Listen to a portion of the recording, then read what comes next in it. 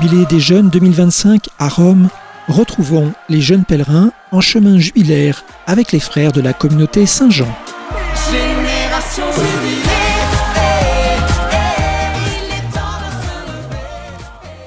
Auditeurs et auditrices de Radio Espérance, bonjour. Aujourd'hui, nous sommes à Turin pour le Jubilé à Rome 2025. Aujourd'hui, je suis avec Laura qui va nous présenter la communauté avec laquelle elle est partie et pourquoi elle a voulu partir au Jubilé. Bonjour Laura, est-ce que tu peux tout d'abord te présenter ? Alors bonjour, je m'appelle Laura Noah et je suis étudiante en master de management en action sociale et en solidarité internationale. Et je suis partie au Jubilé, alors je suis là aujourd'hui en Italie avec la communauté Saint-Jean, communauté que je connais depuis quelques années déjà et avec qui j'ai eu l'occasion de faire quelques retraites spirituelles qui m'ont permis de grandir dans ma foi. Merci Laura. Pourquoi est-ce que tu as voulu venir au Jubilé ? Qu'est-ce qui t'a motivé ? Comment tu as senti cet appel de venir ? Déjà parce que ça m'a été proposé depuis 1 an déjà pratiquement par l'un des frères, le frère Benoît Kizito. Et plus le temps passait, plus j'hésitais, mais je me suis dit, il faut le faire parce que déjà, c'est tous les 25 ans. Et donc, si je le fais pas maintenant, je vais attendre 25 ans pour le faire. Et ensuite, c'est un moment qui te permet justement de rentrer encore plus en communion avec l'Église. Parce que la foi ne se vit pas tout seul, ça se vit aussi en communauté. Et vivre un tel événement, c'est vivre aussi la foi en Église et en groupe.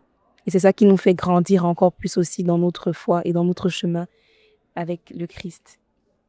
Merci pour ce beau témoignage de ton appel à venir au Jubilé.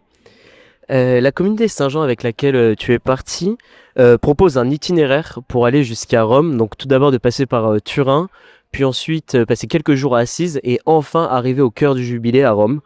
Comment tu sens que c'est... Est-ce que cet itinéraire, excusez-moi, te porte dans ta démarche jubilaire ?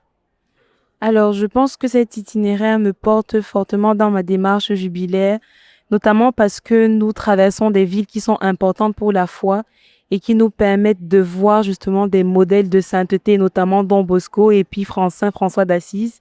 Et ce sont des villes aussi qui ont beaucoup de sens en termes de pèlerinage, s'arrêter aussi et prendre le temps de regarder, de contempler ceux qui ont fait mieux que nous, peut nous donner justement cette force-là, cette envie de vivre encore plus cette pureté, cette sainteté et se dire, OK, aujourd'hui, je marche sur leurs pas et je pourrais faire comme eux et arriver comme eux aussi. Donc, s'arrêter, c'est aussi prendre le temps de revoir avec ces figures emblématiques et de revoir avec soi quel est mon chemin de sainteté, où est-ce que j'en suis de ma sainteté et quels sont les modèles que je peux voir dans cette sainteté-là. Et donc, faire cet itinéraire, c'est très important parce que, comme je le dis, ça te permet de prendre un arrêt sur toi et de regarder et de voir justement les modèles qui te sont proposés par l'Église. Mais aussi, s'arrêter aussi dans la foi, c'est rebondir un peu plus. Et on rebondit en arrivant à Rome, qui est justement notre ville-mère en tant que chrétien et en tant que catholique. Ce que je trouve encore plus beau, c'est que moi, c'est la première fois que j'arriverai à Rome. Et ça, c'est fort de signification pour moi aussi, de me dire, OK, je parcours ce chemin, mais j'arrive justement, non pas dans ma patrie, parce que ma vraie patrie, c'est la patrie céleste, mais c'est déjà ma patrie un peu, parce que je suis chrétienne et je suis en communion avec l'Église. Merci beaucoup encore pour ce beau témoignage, pour comment cet itinéraire va te porter grâce à la communauté Saint-Jean. Et au nom de tous les auditeurs et auditrices de Radio Espérance et au nom de moi-même aussi, je te souhaite un très beau et un très saint jubilé. Merci beaucoup Laura pour ton temps et pour ces si belles paroles et ce beau partage.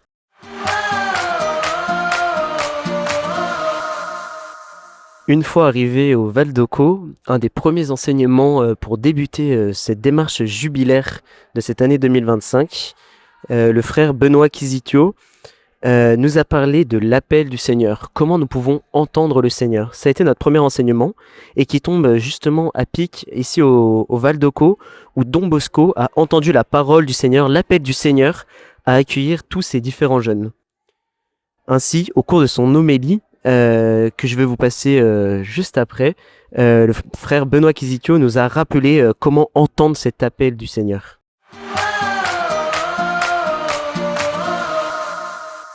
Vous allez dire, non, je ne l'ai pas croisé, il ne marchait pas. Oui, c'est vrai.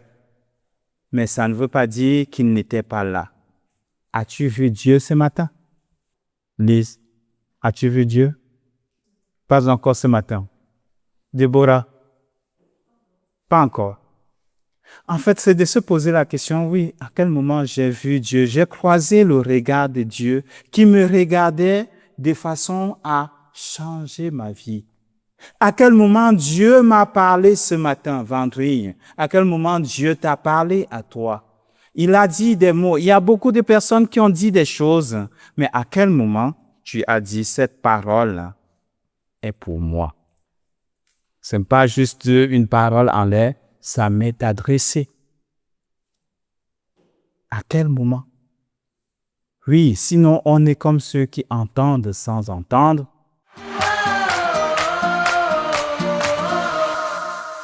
Ainsi, après les paroles du frère Benoît Kizitio, au cours de son homélie, nous sommes donc invités, nous pèlerins, au cours de ce pélé, à ouvrir nos oreilles et surtout notre cœur à la parole du Seigneur pour entendre les projets qu'il souhaite pour nous et découvrir comment il souhaite nous accompagner au cours de ce pélé. Merci auditeurs et auditrices de Radio Espérance. Nous nous retrouvons demain avec un deuxième journal quotidien et surtout nous nous retrouvons demain soir à 21h pour un concert organisé par la ville, par le diocèse de Foligno. Merci à tous auditeurs de Radio Espérance.